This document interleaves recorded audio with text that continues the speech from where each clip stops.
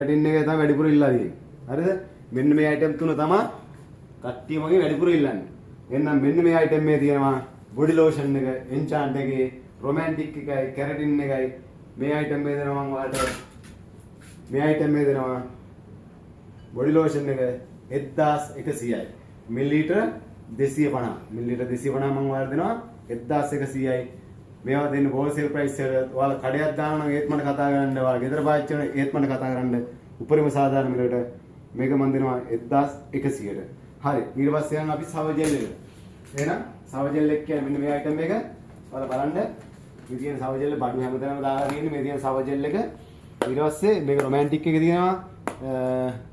තව අයිටම් එකක් තියෙනවා. අයිටම් ගොඩක් තියෙනවා. සෝරි හරි. ඒතර මෙන්න මේ අයිටම් එක මම ඔයාලට දෙනවා. මේක සව ජෙල් එකක්. හරිද? මේ දින මේක සව ජෙල් එකක්. මෙන්න මේ අයිටම් එක දෙනවා. කෙල්ලන්ට කොල්ලන්ට ගොඩක් ඉතින් කෙල්ලෝ තමයි ඉතින් මේ පාවිච්චි කරන්නේ. ඔයා රට දෙන්නේ.